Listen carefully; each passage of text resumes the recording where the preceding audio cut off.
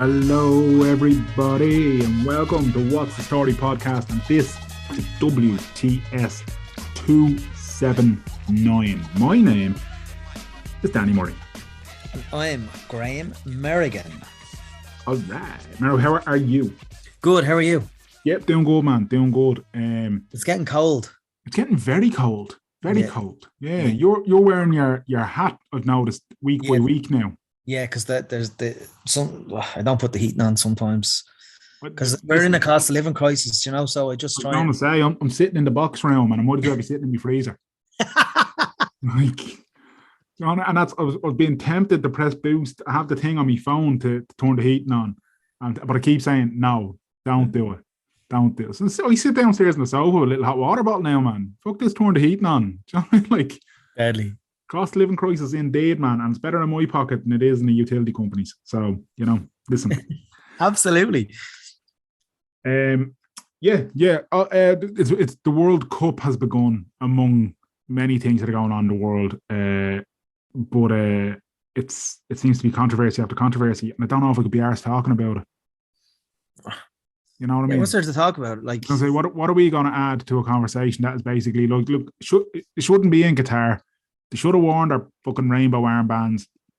And there's lots of other disgraces in there, aside from your man from FIFA saying that he feels Qatari, he feels disabled, he feels gay, he feels like a woman. I mean, he was only shy of fucking singing 3 verses of Shania Twain out there. I know. He really was. I just had to laugh about I was cynically laughing at the English football team saying that they were doing this for a protest, and the other European teams that were saying they were doing this for a protest. And then the first sign of a bit of punishment in the form of a yellow card, they dropped their bollocks.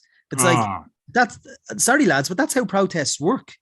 That is exactly how protests work. Don't call it a protest if you shun away from a bit of punishment, and that being, like Roy Keane said it, take it on the chin, take your yellow card. I mean, exactly. It's a yellow card. Get over it. In 90% of the groups. I think it would have been a fantastic protest. And Alex Scott, it was very brave, who is a woman, who is a gay woman, and she actually wore the armband on the BBC coverage. And I remember flicking through the stations thinking, Jesus, fair play to you, Alex Scott. You're doing this in a country that you're not really accepted.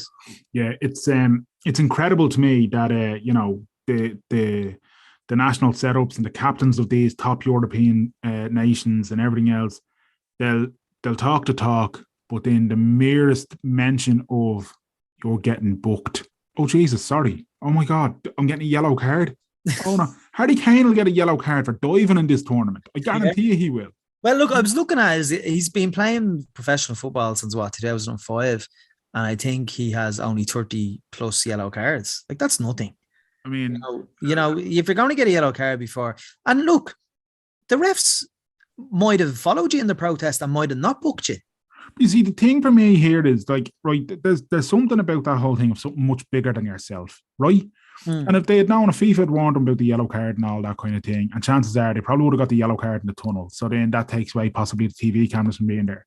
All right, I'd have stashed it in my socks or in my shorts or something like that. Yeah. When the anthems are on and I know the camera's passing, I'd have been pulling that thing up my sleeve and forcing the referee, when you're doing the coin toss to see who's tipping off or whatever, to cop, hang on a second. And now with the eyes of the world on, I have to give him a yellow card. And commentators everywhere have to explain why that's happening.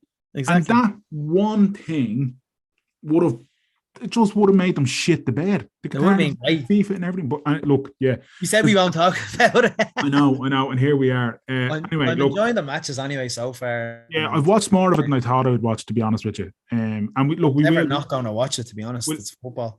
We will talk a bit about the World Cup and whatever, because I know there's people who listen to us, and there's people out there who are, completely boycotting it. I respect that. Fair play to you. And there's people who are critical of media who are out there and whatever. And I don't agree with that. I think, particularly media, you have to go and report it, and you have to go and report what you see, because otherwise the truth doesn't come out. Like the real story we won't hear it, because all we'll hear is what the Qataris tell us and what FIFA tell us. So I'm thinking it's bollocks as well that politics and sport shouldn't mix. They do. it's a nonsense, man. They do mix.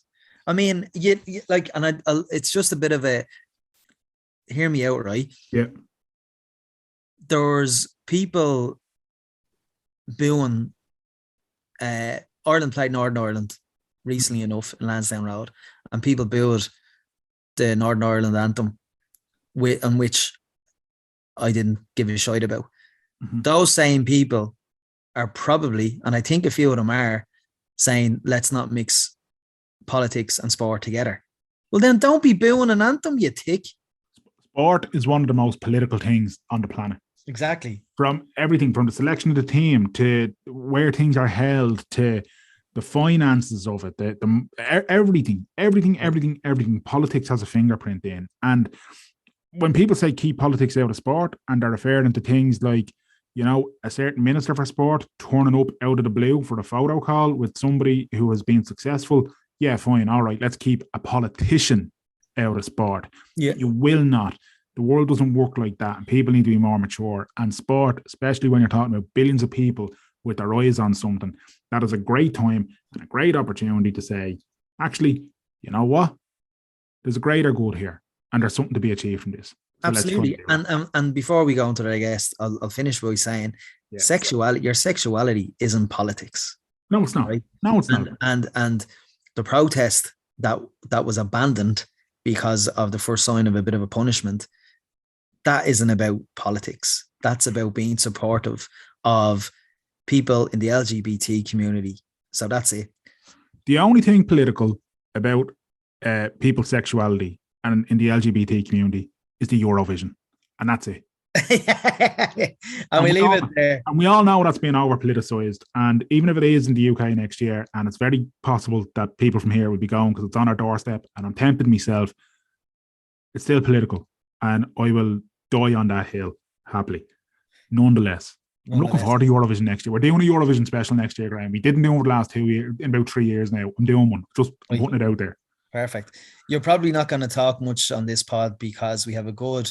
I love how we're doing this as if we haven't talked to him already. I didn't talk much. Anyway, our guest this week is former League of Ireland stalwart, underage coach, pundit, broadcaster, and absolute gentleman, Graham Gartland. Graham Gartland, how are you? I'm good, Mero. How are you, pal? Great. Are you over your team winning the double there on Saturday? I wouldn't say it's something you need to get over. I don't mean over. I mean, is the buzz still there? Is this how the questions are going to be? Like, are you like? But no, the buzz is still there. Yeah. Again, like you've been in it. The winning part of it for them is massive, like for the kids, and for us, it's like a culmination of all the work you've done. But it's not the be all. And like if we had won it and not played the way we would have wanted to play, I'd have been disappointed. Like I think they're at an age where they need to learn how to win, but to learn how to win, they need to learn how to perform. And that's the biggest thing we've done this year is that, like, are you prepared to perform? So they're in the youth development phase of preparing to train, preparing to perform, and then the results will fall where they fall. The fact that they are prepared to perform and that they are prepared to train, we've just got a lot more positive results than most other teams. Yeah. But we've been doing it since January. The group has come together at different times. We had lads that were still playing the Kendy Cup. Like we were okay with lads still playing the Kendy Cup as a club, which I think three of our lads went down and played in the Kendy Cup. So we didn't really have them all together all the time. So to be honest with you, like I'd be a very, very much of a just so happy for the team and the club. Jonathan Roach is over to me afterwards, and like you said, the likes of yourself, Pat Flynn, Paul Fox, his son Connor, Charlie Fox, who was down in Galway with us and down in Athlone with us. Charlie would have been one of the founder members of when Talatown became Shamrock Rovers. So then his son Paul Fox is in with the group, and then Paul's son Connor is in with the group. And then you have Steve Maguire, who has been in the club since 2012 as well, 2011, I think, before we even started. And then the likes of Dipper Kelly came in this year because he's on his license to help out. Rob Gray, the goalkeeper coach, who just keeps jumping into photos to like claiming medals. So yeah, like you saw that yourself, that you're trying to include everybody and bring everybody on a like that little journey with you. And it was, to be honest, it was great. And then your own kids run out, and they're like, in Pajo's kids are there as well, and it's great. Like, you know, it was good. And I was just glad the lads, listen, I know their scoreline is flattering at times, and it looks like we've given them a bashing, but I was just happy we played their game or their freedom, and it was good. Yeah. Did you enjoy it? Yeah. I loved it. I mean, I loved the day itself. Like, you bringing me into the dressing room and listening to you and Pajo's team talk, and watching how engaged the players were. Like, they didn't take their eyes off you, like when you were talking, and they were getting geared up, and you know, it was just a daily experience. And you kind of hope, you know, this day and age, you know, I suppose the social media day and age, that the players of all ages and like in all clubs, that this whole new academy system where like you had a very successful playing career. Pajo had a successful playing career in the league, and you just hope that the players are looking at you and kind of going, holy shit, like this is Graham Gartland scored against Dynamo Kiev in Europe. Pajo played against Alessandro Del Piero. I know Pajo reminds everybody who he played against, but do you know what I mean? There's like, because I was listening, like, geez, I was having goosebumps there on Saturday listening to you, and then when Pajo said his few words, and you know, it's I'm conscious I'm wondering what the players do be thinking. They obviously reacted well because they played well. They did what you asked them to do, and they played gorgeous football. But yeah, that's how I would sum it up. I'm always wondering how players, even as I said, in different clubs, even say when Damien Duff was involved, you know, or whatever, do they know that, geez, they're being coached by someone who played in the World Cup, who scored in the World Cup? Do you think players at that age are appreciating that? I think sometimes they do, or you know, they might have a parent who would have known you that would go, do you know who that is, or whatever. I actually think even the media stuff I've done this year has been, you could see them like, now don't get me wrong, it's a double-edged sword, like, because one of the kids, and you know, little Leon, like, so Leon's from Finglas. So I was, you know, the media stuff started taking off back in February, and I done the first Clear the Head with Pico Lopez. The feedback from the first one was brilliant, like, you know, and everybody, brilliant. And you're walking up the lane and Rovers, and well done. And you're walking into the ground, clear the head, brilliant. And you're like, yeah, and you're sort of floating around, and you know, you're thinking, this has been received really well. And then we played a game, and Pajo says to Leon, what do you think of the big fella doing the clear the head thing? And he goes, I opened up my phone. So I says, I opened up my phone one day, and I thought, what's this gobshite doing now walking up hills? And the 14-year-old just brought me back down to earth with a bump in a way that only he could. And I just couldn't stop laughing. And I was at home that night, and I was lying in bed, and I got the giggles again. And this was like, what are you laughing at? I was like, Leon killed me today. Like, you know, just took the wind down my sails. So that's the side of it. And then, like, I know Pajo jokes. Pajo's brilliant at either being self-deprecating or talking about, you know, playing against Ronaldo to all I did was head it and kick it. And he goes, there's no in between with Paj. And the thing we try and do is, listen, we didn't play out as much as these kids play today. Like, they have to play out. They have to play a certain way. We're asking them to do stuff that I would have been like I wasn't doing that at 12, 14. Like, so I'm well aware of that, but I'm also well aware that they'll be better for it. They'll be better players than us because of that. And you're trying to say to them, it's not about what we've done. It's about how we've done it, or about, you know, the career Pajo had and who he's played against and who he's played with, or vice versa, myself or even the lads, it's like it was built off the back of, first of all, a love and enthusiasm to play football. And that can't be underestimated, because when times are tough, and they were tough, and it's not easy, and I'm like, and especially when it's something you love and it hurts you, you're like, oh, this is meant to give me everything, not take everything away. So that element of it can hurt, but you're saying to them, like, but going and playing football and training, it goes, like, so the hurt that you feel from football, and I was released from 2 teams before I turned 20. And then by the time I was 24, I had won everything in the League of Ireland. Like, I think I had seven trophies in 5 years or something. So you go from one extreme to the other. But it was, when it was tough, it was me love that kept me going. The fact I wanted to play football and that enthusiasm I had for it.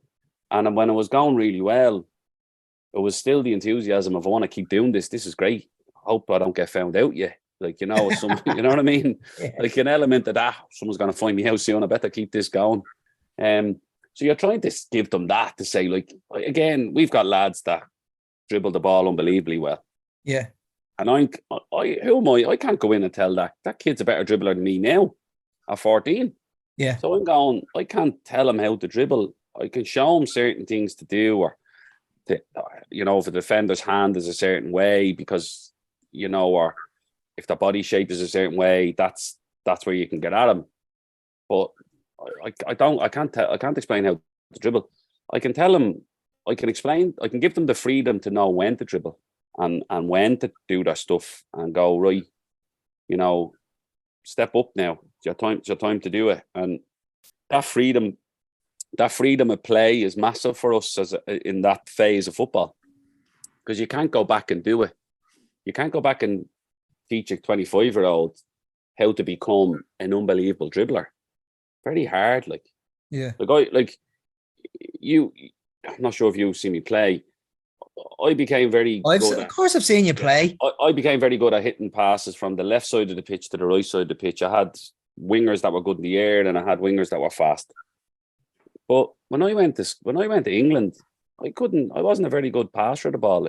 So that became something that I done consciously. Every Tuesday and Thursday, I would stay back and hit 100 passes, like, across the pitch, to the point where I'd only have to hit 1 or 2 in a game. But no matter what I done, I couldn't go back and all of a sudden become a brilliant dribbler. Like, it was just, so that type of stuff and that freedom of, and even like the creative players playing through balls, and they have to play more through balls at 14 than they do at 25, because they have to know when and where to do them and when to fail and how to fail. So that type of stuff that you're trying to teach them, as, you know, I'm not looking for the perfect game here. I'm not looking for a Man City game at 14. I'm looking for a bit of a basketball game, to be honest, at times, you know. You know, when you came home from abroad, you were saying there that it's the love of the game that keeps you kind of going. And you often hear of players that, you know, that have come home from England or from wherever, Scotland, and that's where they feel the most loneliest, or the most kind of like, Jesus, what do I do now? How did you pick yourself back up? Because like you said, you won 5 to 7 trophies in less than 4 years. Then after the European exploits with Drogheda, you were linked with fucking teams like Ipswich Town and stuff like that. So you obviously mentally done something to kind of get back on level, or were you at the bottom, like, when you came home, or how was it? Yeah, close to it. I have a stubbornness in me sometimes that I fight with myself, you know. My missus slags me about it. Because if I ever get to the point where I'm getting a little bit low, I'll probably give out to myself, you know, or rationalise it in a way that there's a lot of people a lot worse off than me. Stop giving out about it. Get on with it, you know.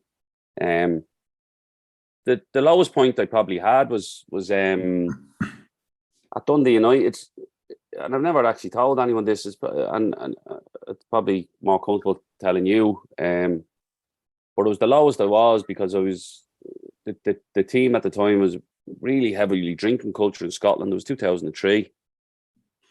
And to be honest, you just went along with it. You weren't playing, so you just went along and probably drinking too much than I should have been. Well, 100% drinking too much than I should have been for a footballer, let alone for a normal person, as in a 9-to-5 job.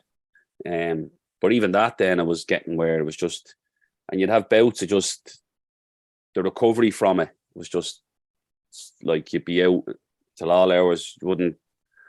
I'd go missing, wouldn't turn on my phone for 2 days, just off the radar. And then, yeah, it was, listen, I didn't do it myself. It was had a lot of family around me at the time when I came home, and I came home to play for Longford. I fell into a really good group, and I was blessed with the group I fell into in terms of, you know, Stephen O'Brien, Vinnie Peart, Barry Ferguson, Alan Murphy, Dara Sheridan, Kirby. And then obviously myself and Sean Dillon became really close. And Sean made me realise a lot of things that I thought because football had let me down, that I had to be nasty to everybody else, and that was the way to be. And that wasn't my nature. That's not in me. Whatever about me as a footballer playing on the pitch where I can be hot-headed or I'm all in for my team, off it, I wasn't a nasty person. That wasn't my personality. But I had this shell on in front of me, or this screen up of I have to be nasty because I'm going to play like that and I'm going to act like that off it, and I don't care what people think. And that was wrong, because I care what people think. How do I phrase this? I don't care what people think who I don't know. I care what people think who I do know. If you walked away and said, that Graham fella's, and I go, Mero, I know you, like, that would hurt. And I think that's important and to understand that. Like, people I cared about, I don't want them to think bad of me, and vice versa. So I have no problem saying that, but it was really tough. And my sister was really good with me. My brother-in-law was really good with me. I have 3 brothers, Declan, Alan, and Brian. And Brian's my only little brother, and he was looking up at me thinking, what are you going to do now? And had to make sure, like, and had a good, my mother and father were great, had uncles that were in education, came around and said, you want to go back into education? And then just realising that underneath it, like, listen, you're a good person underneath this, just find that sense again. And I remember my granddad died. I remember I went away with Ireland and I got a phone call. My granddad died. And then I got a phone call in the hotel that the girl I was going out at the time was like, listen, this isn't going to work out. So I was like, oh, whammy. Oh, absolute. And I'm like, and I remember sitting in the hotel. I was in the hotel room with Sean and going like, it's just, everything's just going wrong here. But the simple thing was, I wasn't that close to my granddad at the time. And I didn't deserve that. The girl I was going out with didn't deserve to go out with her, because again, I wasn't around. Like, I just go off the radar, like, you know.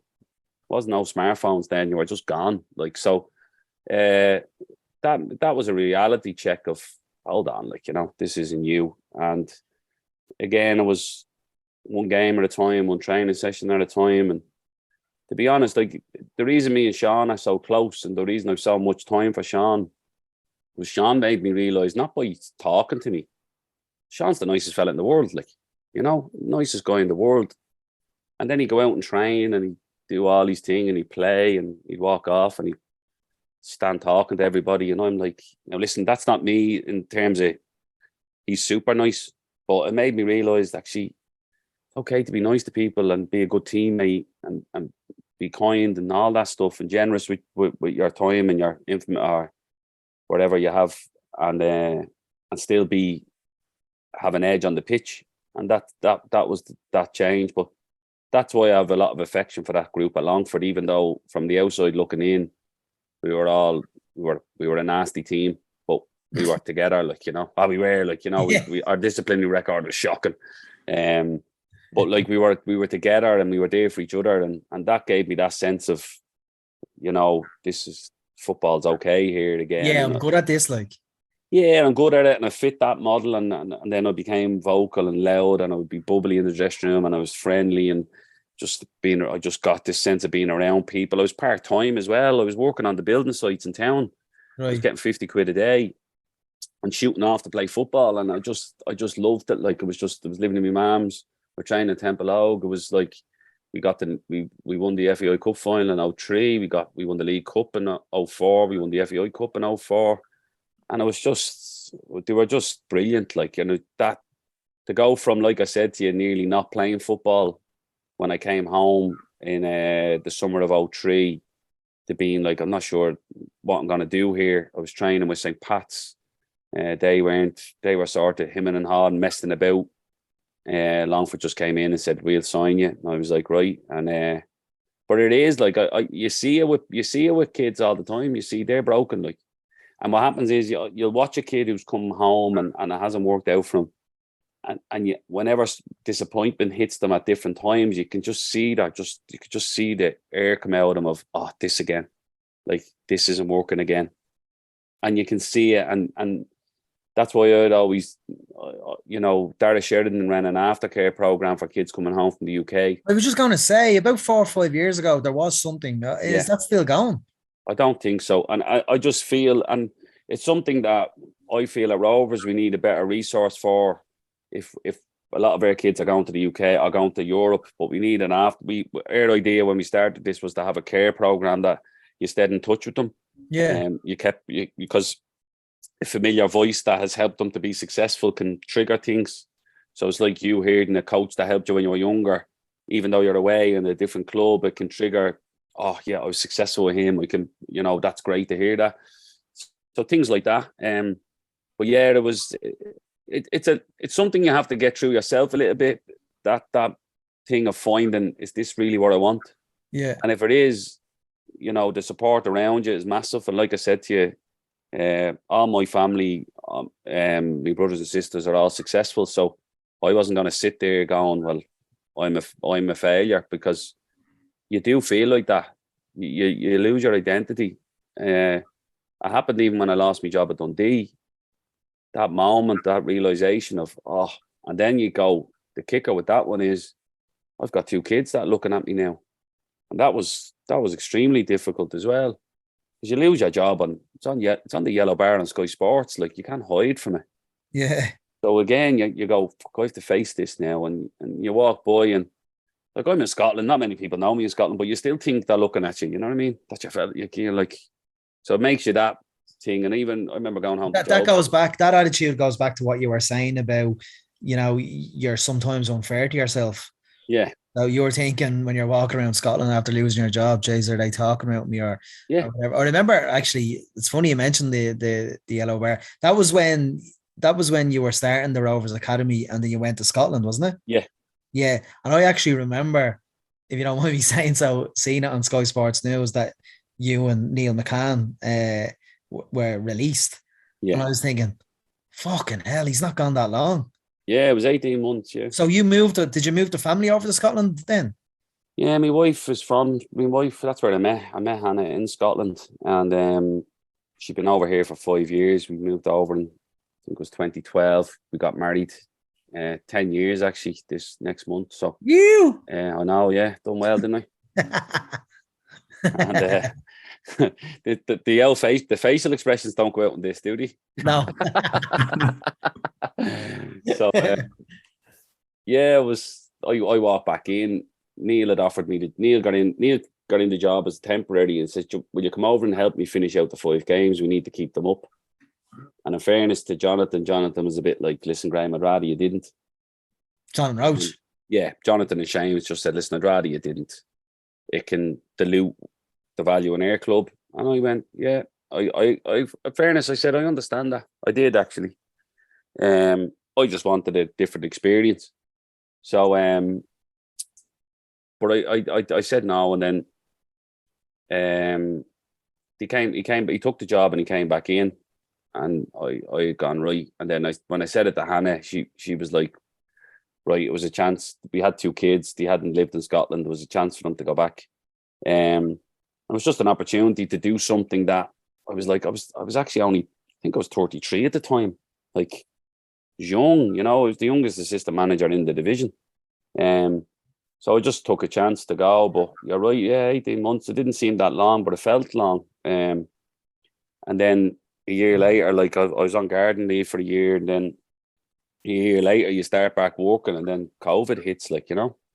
So you go from having like a job where you're not paid to go in, but then all of a sudden there's nothing, and then you go back to work, and then there's the global lockdown, and you're like, what the like? What am I doing now? I know, and I had planned to come back here.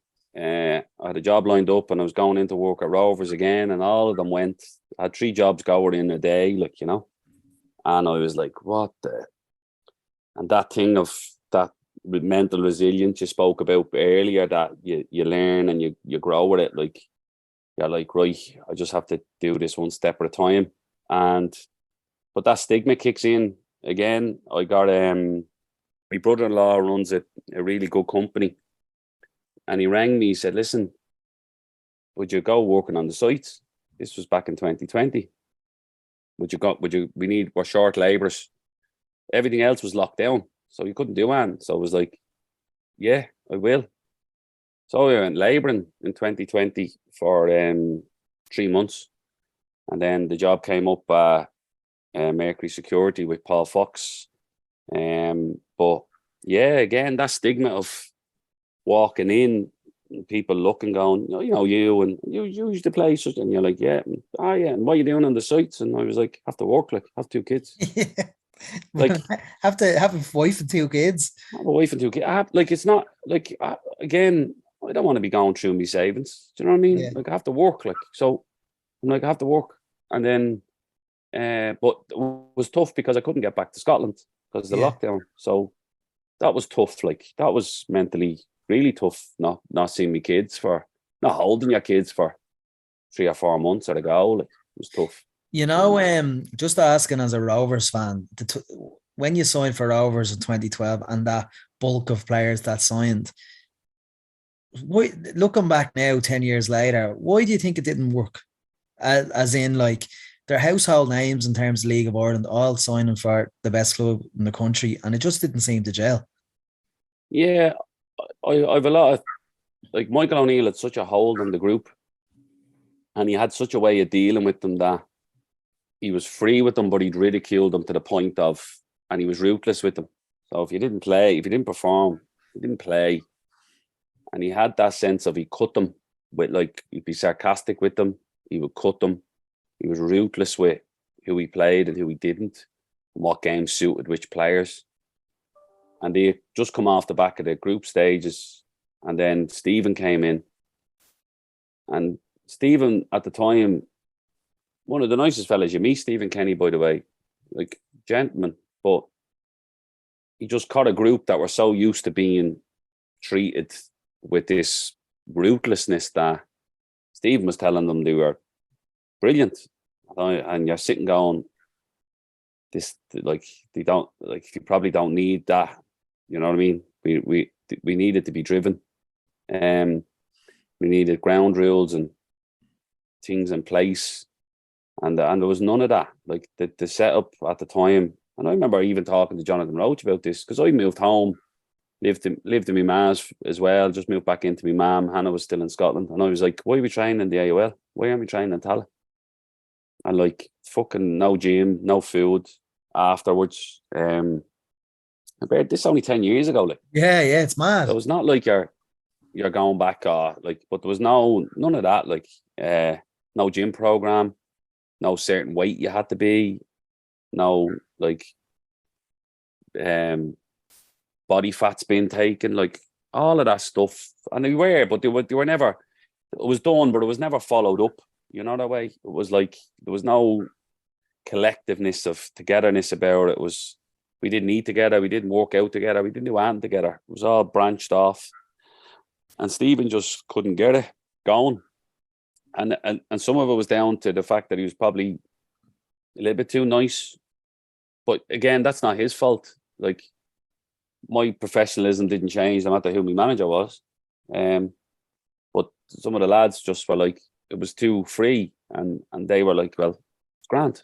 And like, I remember one Sunday morning, and I don't tell this lightly because I'm not one to put the boot in, but I remember we were meant to play an 11v11 game on a Sunday morning, like, and 3 lads didn't turn up. And you're like, and it frustrated me a lot because I actually took a lot of stick that year. People saying I didn't care. And it wasn't that I didn't care. I did care, probably cared too much. I had back surgery at two or three epidurals. I wasn't the player I was before I went away. I had a ridiculous amount of injuries in St. Johnson. So I came back a little bit broken, but all my family and mates were in the crowd. Like, I wanted to play well. I didn't want to embarrass myself. And the people that were in the dressing room that probably weren't caring were skating or sliding through, and then the people that did care were getting hammered. And you're like, I didn't think the outside perception of it was right as well. But it was such a hard dressing room because, and I don't, as much as I don't blame the players, I just blame the whole environment because it wasn't. Again, I'll go back to we went full time at Drogheda in 2005. First year we went full time. Paul Doolan made us eat together every day. Like, you're eating at 1:30. Out, every one of you get out there and eat. He's doing gym session. That's your groups. You're doing it together. We were forced to be together, like forced. There's lads that you're like, fuck's sake, but you were forced. You had to be around them, and we didn't have that. We didn't have that with that Rovers team at the time, and they needed it because with Michael gone, they needed that togetherness that we could call each other out and things. But again, if I call the lad out who I haven't played with, he's looking thinking, you weren't here the last 2 years. We've been successful. Yeah. And vice versa. They're calling me out and I'm going, oh, no, you. Like, do you know what I mean? So that's the natural thing that happens in a club, isn't it? When you've had a kind of successful manager in place, and then when a new manager comes in with the old manager's players, it's always going to be hard to stamp your fucking authority down or whatever. And it's funny you're saying there about you getting stick. I mean, I think especially when you're playing for a club like Rovers, and if you're not getting results, and if you're losing to Bows in Dalymount by a high scoreline, the natural reaction of fans is to say, "Oh, so and so doesn't care, so and so doesn't care." Now, I never really took to that in terms of saying whoever didn't care, but it is kind of the natural emotive reaction, isn't it, from the fans? And listen, it's not like, again, I know that I remember the game. Like, we didn't perform, and I didn't perform, but it wasn't through a lack of effort, preparation. Like, it was our effort. It was just.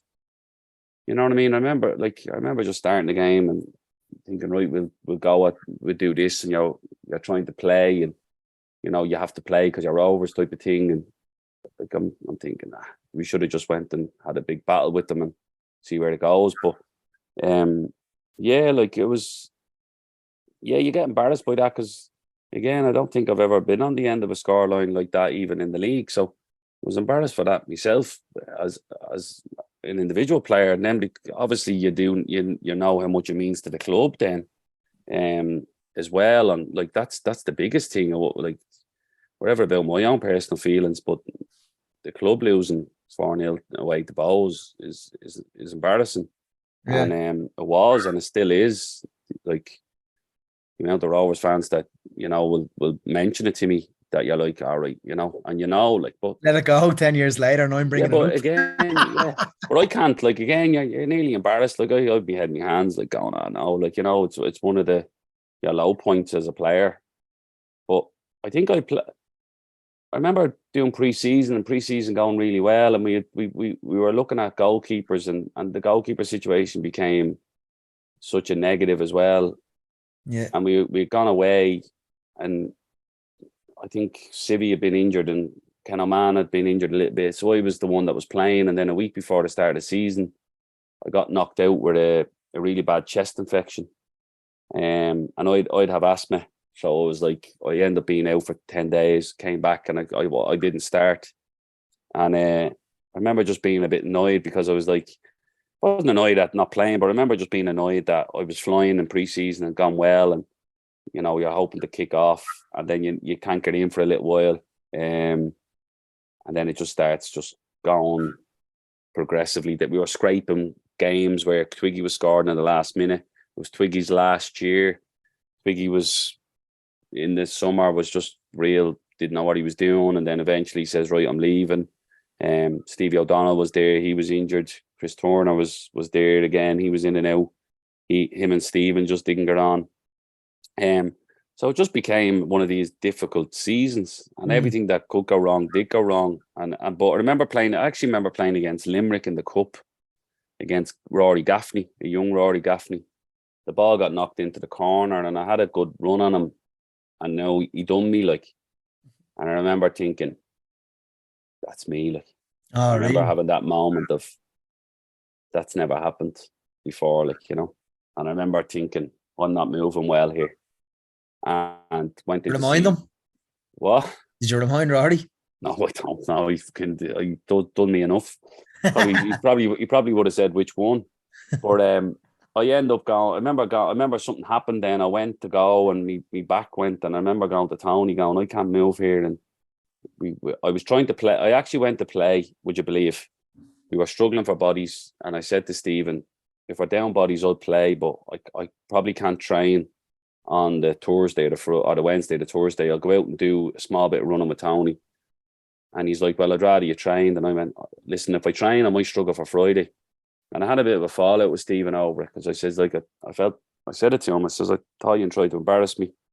And he apologised. And I had a chat with him. I said, listen, Stephen, if this back injury doesn't go away, I probably won't be playing again. Like, you know, I was 31 at the time. So he sort of realised, they had a look at me and went, right. So then I ended up getting a back operation. I got my disc drained, got 2 epidurals. And I played, in fairness, I played the last month. We played, and I started moving better and enjoying it, but I could never sustain it. I could play 1 week really well, and then the next week my body would just shut down. I wouldn't move well, and then the following week I'd go, right, I can do this again. But it was never consistent. And then you get embarrassed, because it was never at the level I was back in 06 or 07 when you're team of the year and winning leagues and stuff. And I just thought, probably fucking embarrassing myself here. Like, so that was why I decided just to go, right, I'll leave it, like, you know. Good luck. Yeah. But that year was particular. That was one of the toughest years, because it meant so much to be playing in Tala. Like, this is where I was from. And that meant a lot. For it not to work, it was disappointing. You know, when you came home after Scotland, when it didn't work out with Neil, how did you get back involved with Rovers? To be honest with you, Mero, like, I'd be a good fella for, like, staying in touch with people like that I'd be close with, like, and obviously I grew up with Bradzart, but I played with Robbo. In fairness to Jonathan, myself and Jonathan would check in on each other once a month when I was away. And I know, so things like that. So I'd be good at just sort of having chats, and then Shane just asked me, do you want to come back up and coach? And I went, yeah, I coach, like, you know. And it was actually Jay Shields, who was with the 15s. He didn't have a coach. And he had said, would you just come in and coach? And I went, yeah, I was happy to just coach. I didn't have to do any messaging, or I just went up and done my sessions and left. Like, so the likes of Justin and Gideon, Tete were in that group. And it was enjoyable, like, but they were different, because they were 15 at the time, but they were a difficult group, because they were coming from a few different clubs, and they'd had a few different managers. So when you start putting demands on them, they're looking at you like, so I was like, I just thought it was a teenager thing, fucking teenagers, like, you know.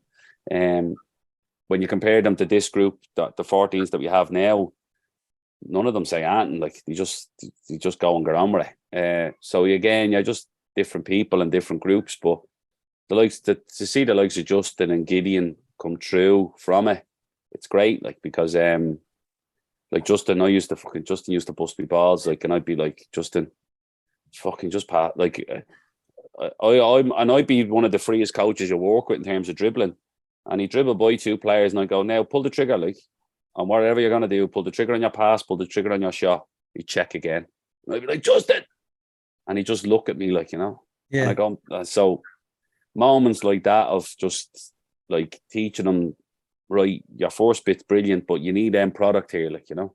And what point in your playing career did you want to be a coach? Was there any? It was by accident, Mero. Yeah. I tell you the God honest truth, it was by accident, and I don't mean that in a. I gone back to college. Would you believe when I retired? I got accepted on. I was in Trinity, and I got accepted to do either physiotherapy in Trinity or sports therapy in DCU. And my son was just born, Gabriel, and I was like, right, make a decision. But halfway through doing the college, Robbo said, we've a team here it's the only Premier Division team we had at Rovers at the time. 2014 it was. No, 2014 was it? Yeah, 2014. It's the only Premier Division team we have.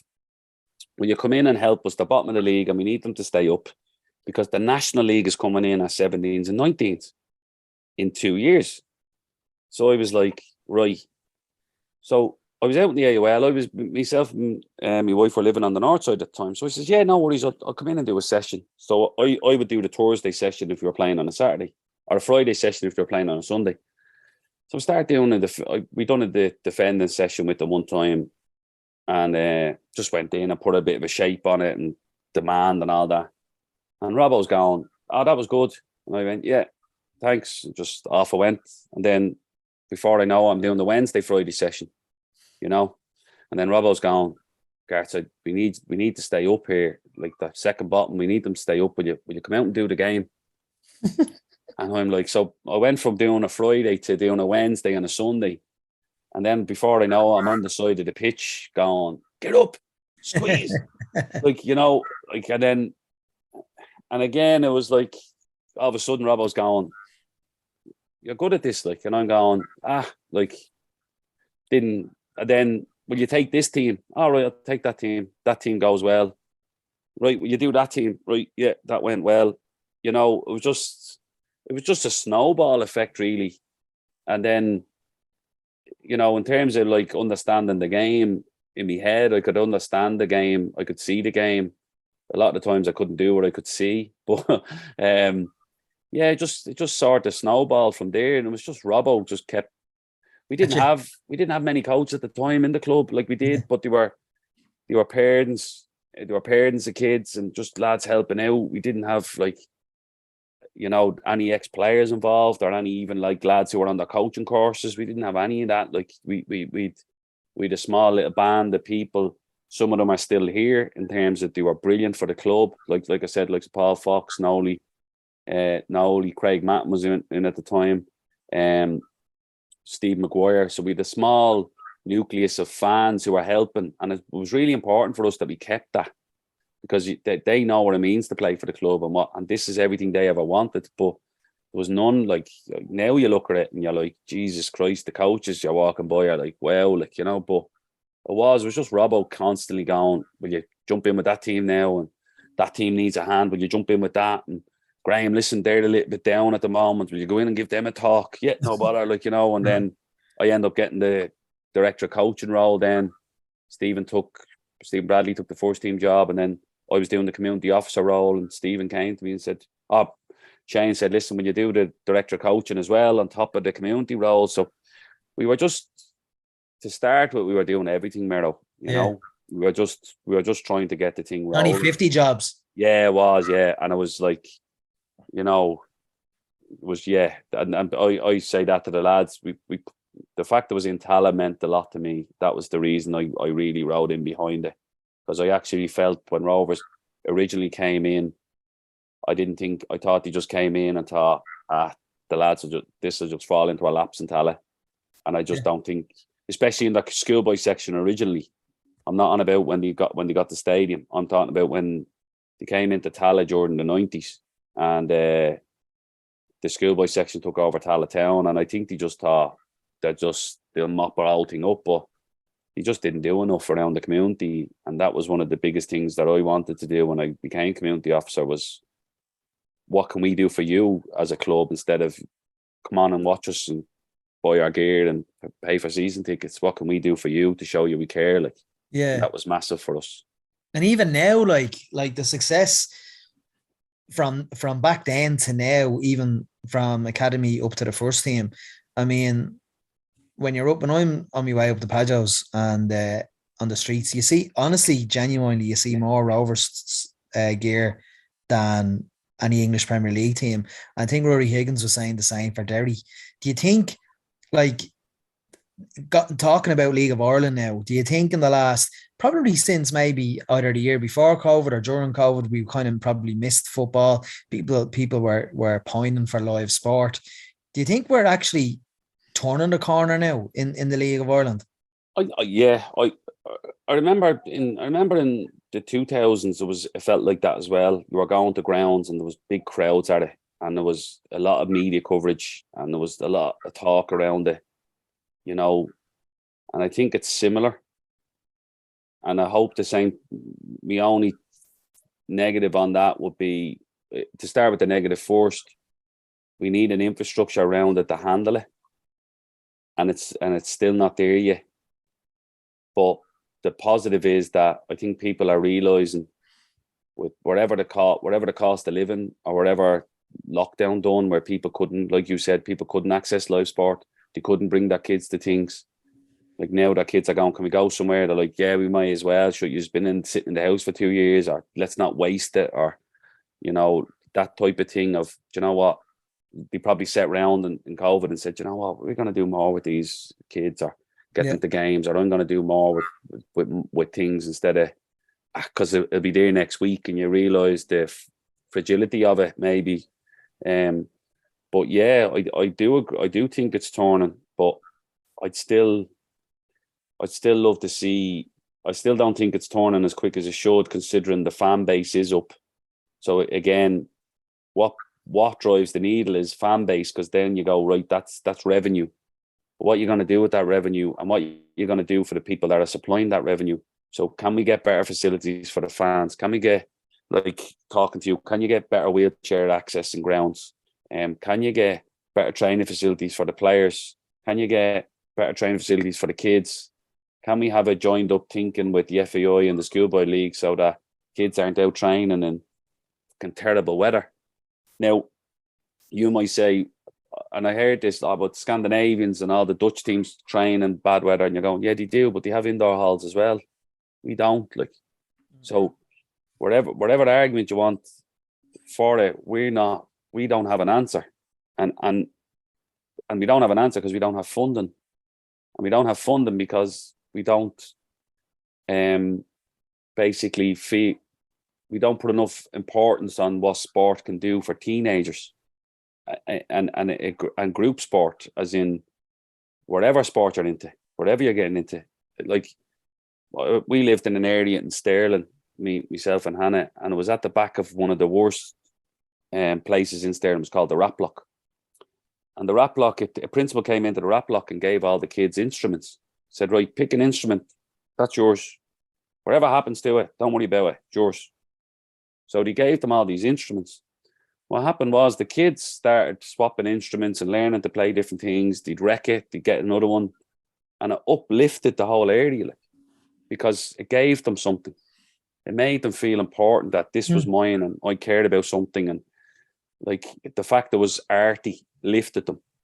And then you go, and that's just a small project to uplift a small little area.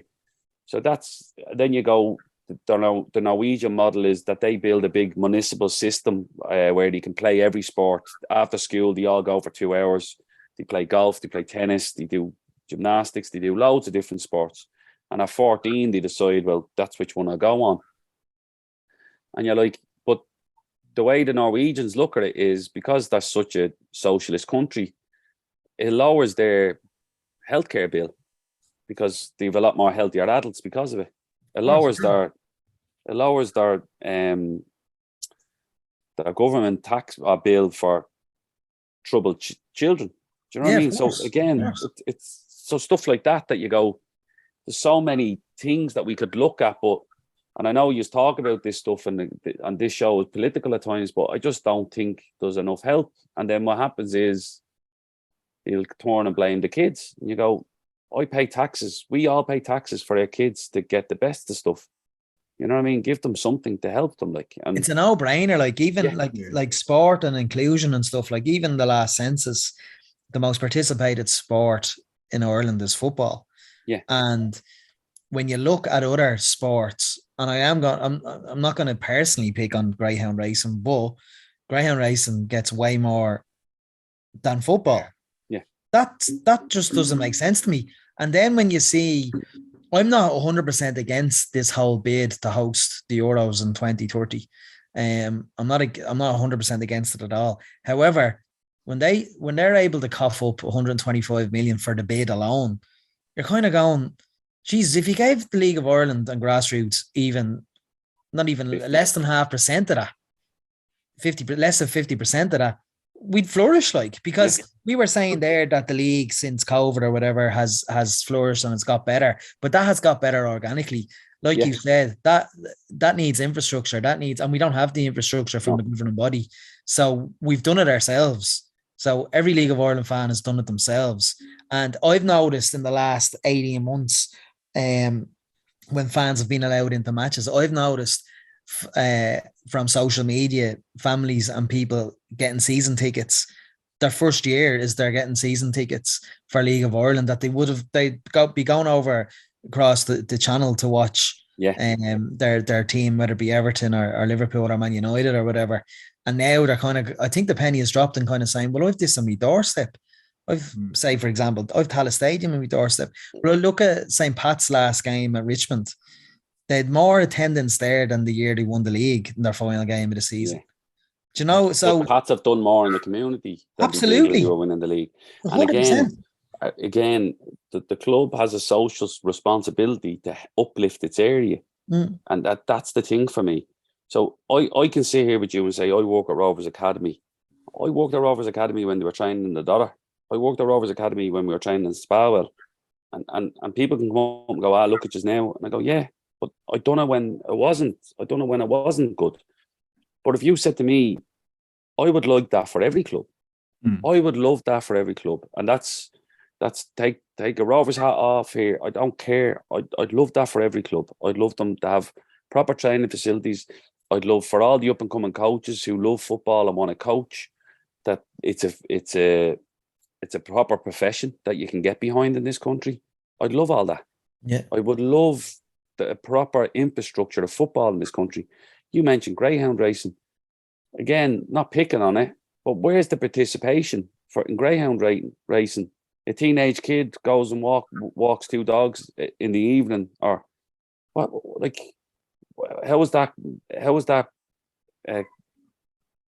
making the collective better? The kids, and again, working class areas. Like I grew up in Jobstown. I grew up in Jobstown before they built the square. We had nothing. Like, had mountains up that way, we had football fields out that way, and you went certain ways, like, and if you went the wrong way, you weren't coming back, like, and only for football, and only for, like, again, I touch on it, only for my sister was that good in school, and then my brother was that. I walked into school with this perception that I can't act the bollocks here, like, you know. Yeah. So, and I just want to say as well about greyhound racing, I'm not saying they shouldn't get any funding. No, but it doesn't make sense to me that they get more funding than the most participated sport on the island. Correct. It's not that I'm not saying they should. I'm not saying anyone shouldn't get any funding. Absolutely. You're saying that the most participated sport on the island, the one that is most young kids take part in, both men, girls and boys here, which has become a massive thing, gets the least amount of funding, and that's the one that will uplift your area, and that's the one that will uplift children and keep them on the right path or whatever, and all that stuff. So I agree with you there. It's not putting down something else. And look at boxing, even look at amateur boxing. And the funding that's coming out of amateur boxing now because of, and you're like, it's the same thing. You're like, the amount of, all my mates were boxers growing up, and I'm like, only for it. You know what I mean? Only for that they had somewhere to go. It's mad to me that people will be at the moment sitting watching the World Cup, you know, cursing the fact that Ireland aren't in it, and, you know, that we haven't been to a World Cup since 2002. But as you've been saying, that investment in grassroots, that piece of the puzzle is so key to ensuring that those, like, take Tallaght, for example. How many schoolboy teams are there in Tallaght? Like, I remember when I was playing schoolboy, you had Jobstown, Mellaroons, Aylesbury, Kilmarnock, St. Mark's. Yeah, like there's such a hive of potential in that, and all it takes is just somebody to nudge it the right direction. Yeah. And yet, like Mero, you pointed it out for years to me, and I used to slag you over it when it's called the League of Ireland waste of time or whatever. But like the reality of it is that nobody who has the power to write the check or nobody has the power to back this is taking it on and taking it seriously, because they're too busy saying, sure, people are getting on Ryanair flights every week and going across to England. People are, whereas the reality is get it from grassroots, build it. And that's how we do this. And that's how you get and they will come, is the saying. And it works. But if you invest, again, we get stick for the grassroots side of the game that, League of Ireland clubs are ruining it. We're not. No. I believe the grassroots is massive, and I'd love to see a bigger investment in it. Again, the bigger investment in the coaches, bigger investment in the facilities for it. I think the more people we get participating in it, it's great. Where I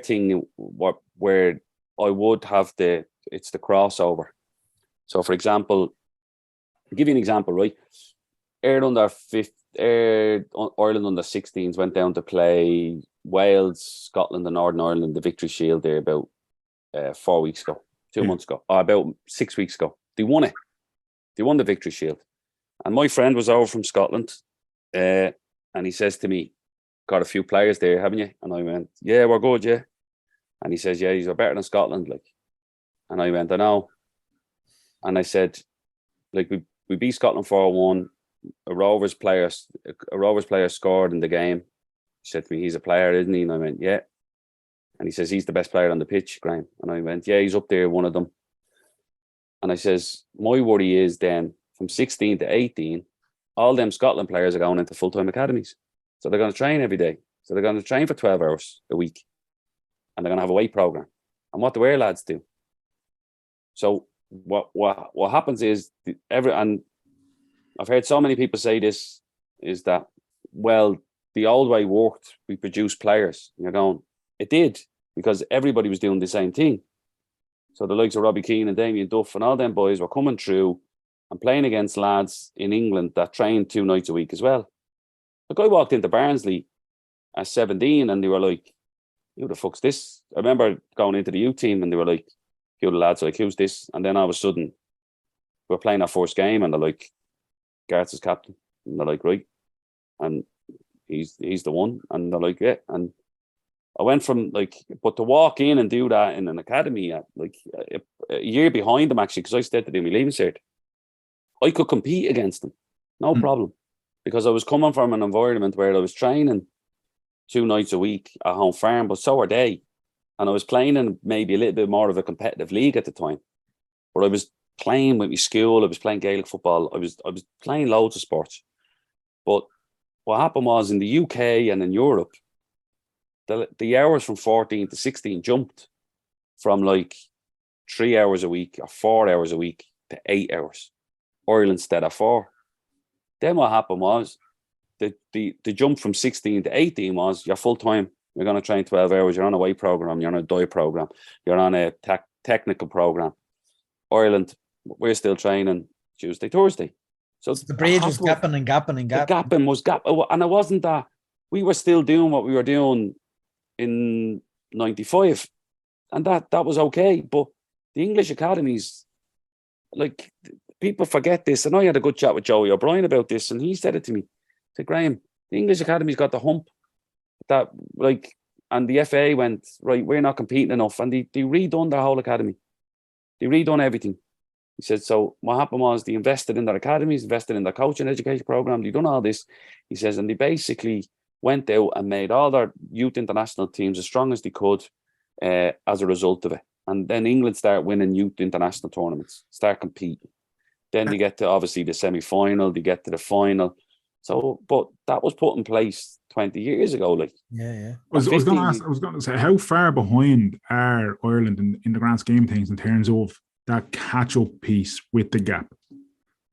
Yeah, unless we do something drastic, it's just you're never going to catch it.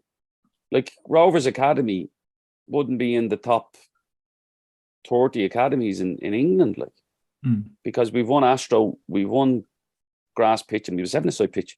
We have a small indoor gym and we have a small indoor hall. You look in most teams in the UK, top Premiership teams would have a full-size indoor hall, would have a full-size gym, would have a swimming pool, would have a physio room, would have all these facilities. And then you go and have 4 or 5 match pitches with 2 Astros and then floodlit all the way through. And you're like, we're like, but we're the ones that we're being held up as that, but we're just trying. But you need help. Like, the FA went and helped these academies.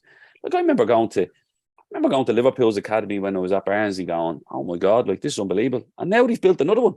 Yeah. Like, do you know what I mean? Like, you're going, what the, like. But this is the thing as well about the international team, and we're losing to teams like countries like Azerbaijan, and then you're kind of going, well, Azerbaijan has a football industry. Azerbaijan have full-time underage coaches that are being paid, and we don't. So you have to put these results at senior level into context, where, like you said, other academies across Europe were going and going and going and going, and we were stalling because we had Damien Duff and Robbie Keane that graduated. Do you know? But like, if you look at that squad, that famous squad that celebrated Brian Kerr's squad from Malaysia, like, Duff and Keane are the only 2 that graduated to the senior team. Keane wasn't even in it. Keane wasn't even in it. There you go. Sorry. Yeah. So Duff was the only one that graduated from that. And I think that's a very poor reflection and very poor result in what is heralded as a successful, and it was a successful team for its age. I'm not putting that down, but what I'm putting down is that the lack of graduates. I think McPhail was in that team as well. He came through. Was he in Malaysia? Macker? I'm not sure. No, I don't think he was. I think it was Tommy Morgan and someone else played in midfield. It was Tommy Morgan, right. Yeah. But you're right. Like, and again, it's. I don't have the answer. Like, I'm not sitting here telling you I have the answers, but I know the answer is government investment, though. Correct, 100%. But and what they decide to do with that government investment, or who they decide to give that to, it has to go to infrastructure and it has to go to the players. Yeah. Because the simple fact is, like, no matter who's coaching them, as long as they're getting contact hours, to a certain extent, they're going to come. Like, yeah, it's like Danny said, build them and they will come. Look at the Charlie McCreevy years when he was finance minister. He gave the horse and industry tax-free incentives. And now that industry is heralded as one of the best in the world, best horse trainers in the world, best horses in the world. That's because it's a tax-free incentive. So give League of Ireland teams a tax-free incentive and build them and they will come. It's as simple as that. But you're not competing, Graham. Like, we're just not, like, again, from 16 to 18, them Scottish lads will improve and overtake our lads at 18, because our lads won't get full-time coaching between 16 and 18. And it's not even full-time coaching. Again, there's your gym program. Go and do it yourself, because you need to own that. Like, it's not like I'm standing over you making you do it. You're getting more ball contact there. You're messing around on the training pitch afterwards, hitting fucking diags that will help you in a game. Like, and do you know what?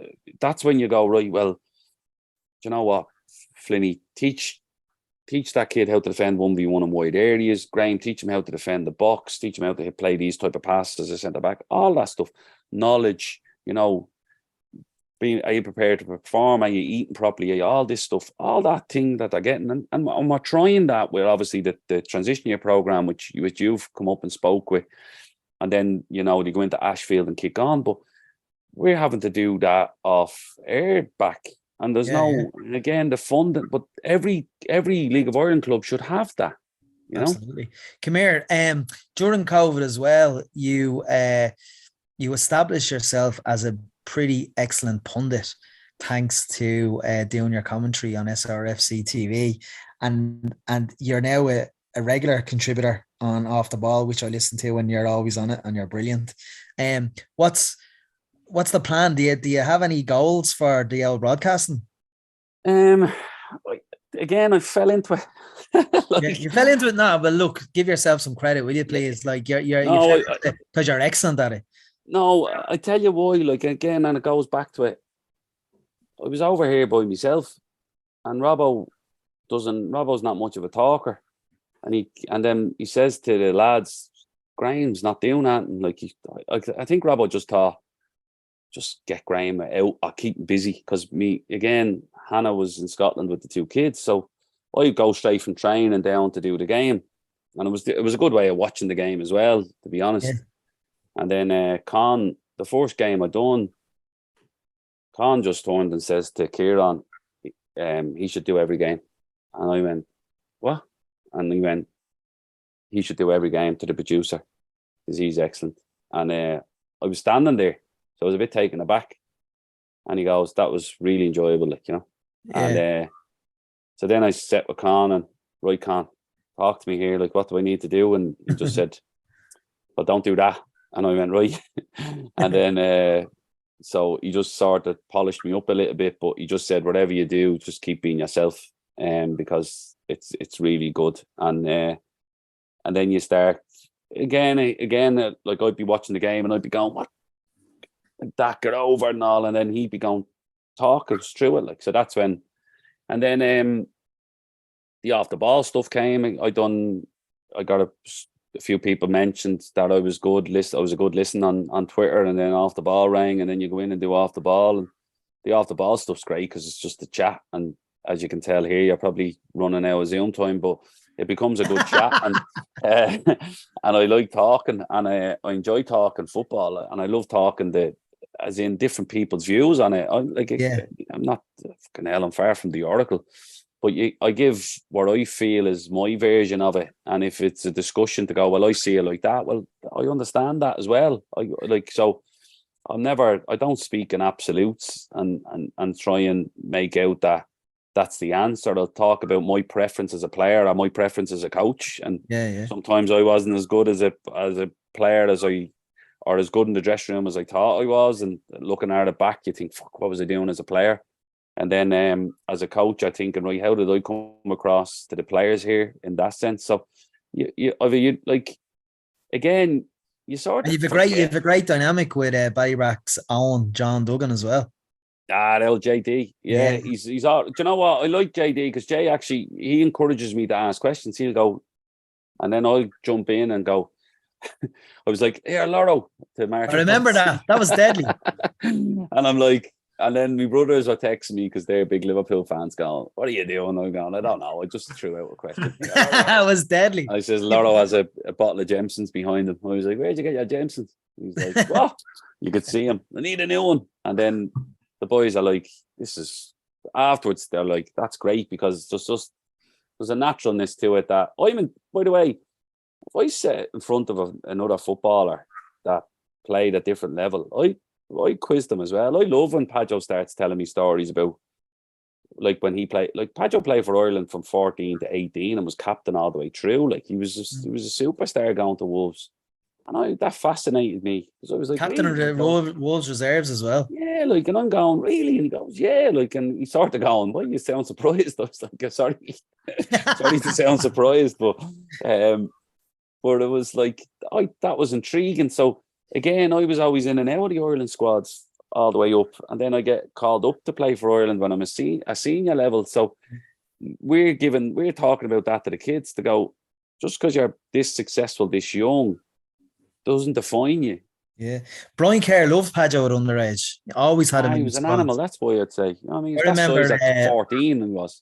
I remember we were at a Christy Moore concert years ago, and Brian Kerr was at it, and Wolves wouldn't release Pajo for Ireland, and it was before the gig, and Kerr comes over and was like, "Podge, what's the story with Wolves?" And now they eventually released him for the games, but he was up in arms that Wolves wouldn't release him. It was gas. He was ringing Barnsley to tell them to hold on to me. Yeah,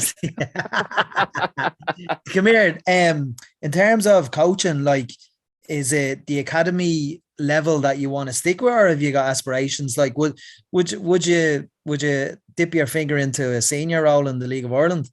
I've been asked a couple of times. It's weird because, do you know what? Pajo Flynn asked me this the other day, last week, and the answer was sort of, I don't want to sound unambitious here, like, you know, I really don't, because I'd be quite well driven, but again, going into the League of Ireland is what, like, you know, like, you're going into it, what full-time gig you're going into, what's the structures around it, I realised that when I went to Dundee that we'd no training ground, like, you know, and I'm going, what? Like, you're getting changed in the stadium and travelling, and you're sort of going, this isn't as structured as I thought. And they're like, I've a wife and 2 kids that I need to make sure that I give them a platform, and I need to let me.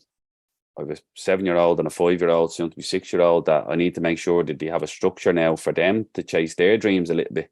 Yeah. So I sort of, but in the last year, I've probably really grown to really enjoy the academy phase of it.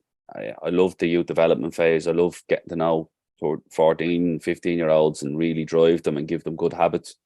And that's something I'd like to maybe try and specialise in going forward, where I'd really like to go and learn the psychology behind what teenagers think and how they learn, and then develop sessions that I can put together to just be that person that goes right from 13 to 16. This is what we do with them, and this is why, and break it down, and then really drive it.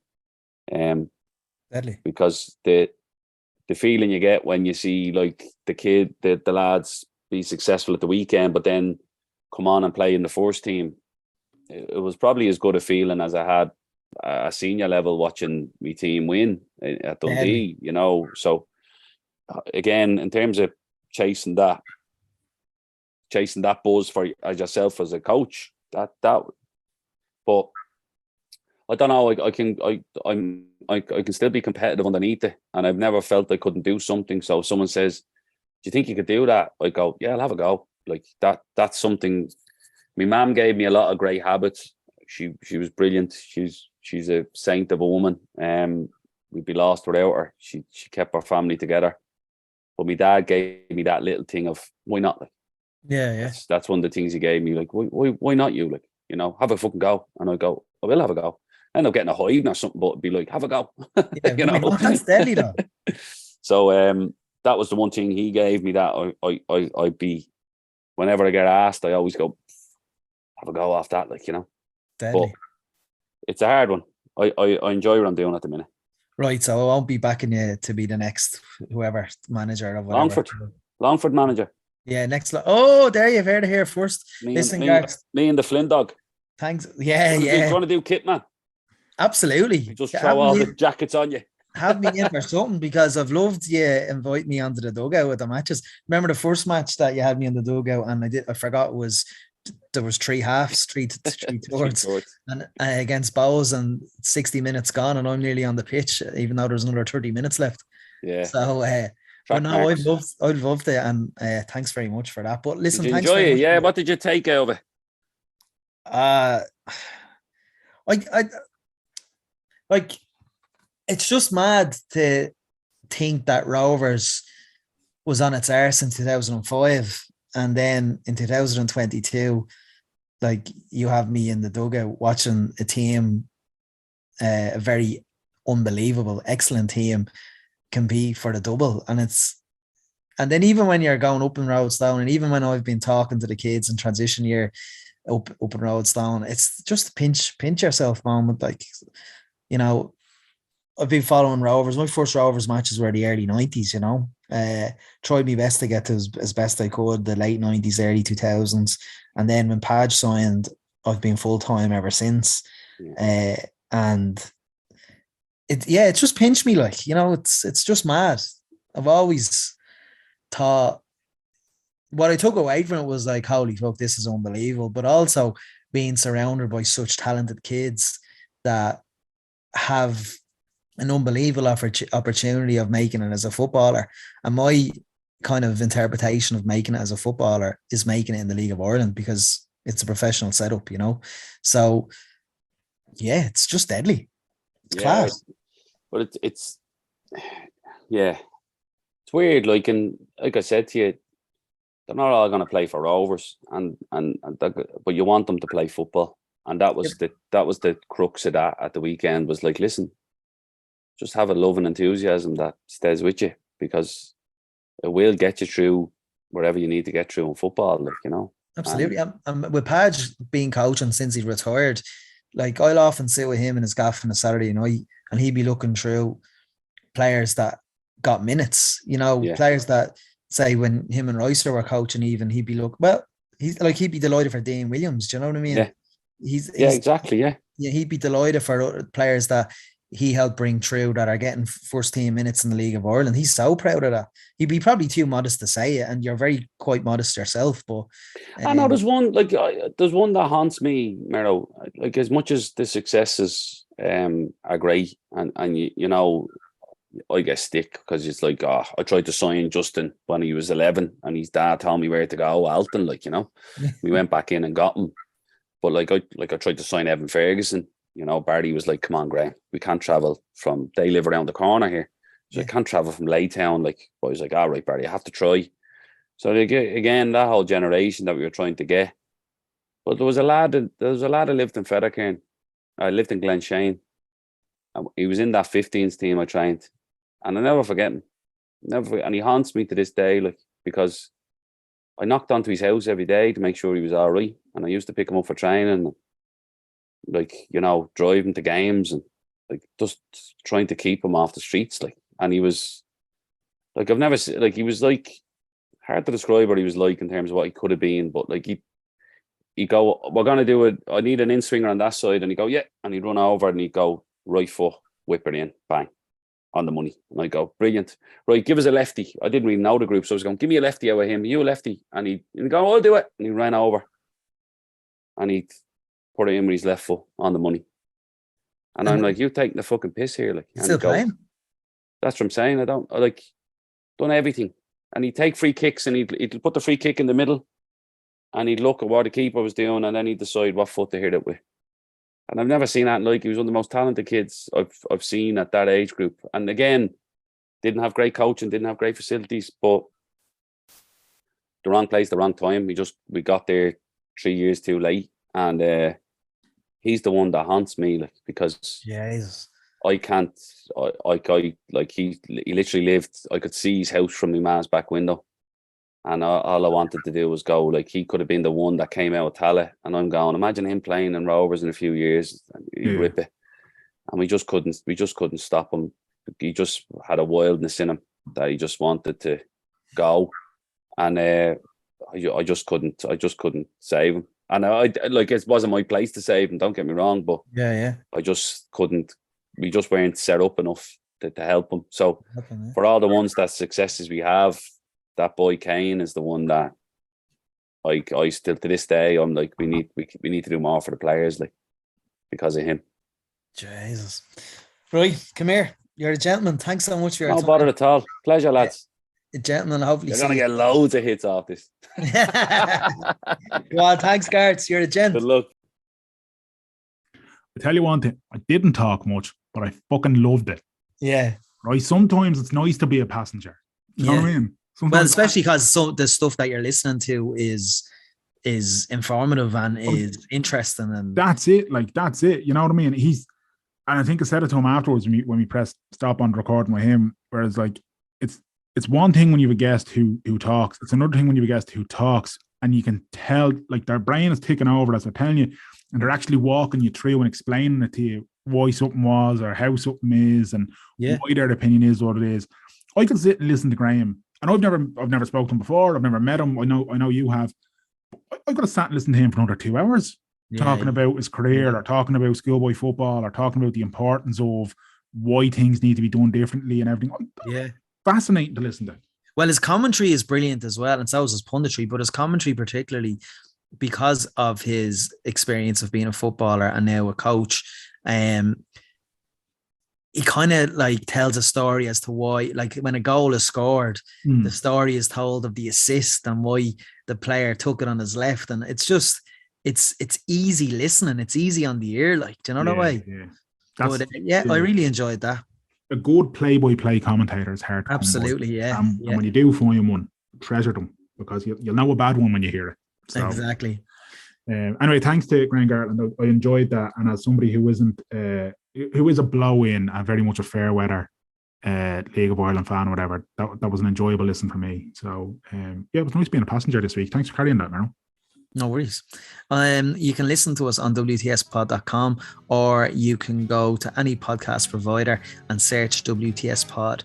I use Spotify and Podcast Republic, but we're also on Apple Podcasts, Stitcher, Podbean, and others. We're at WTS Pod on Twitter. He's at Danjo Murray on Twitter and Instagram. I'm at Merrigan Mania on Twitter and Instagram. And until next time, clear eyes. Full hearts. Can't lose. Too sweet.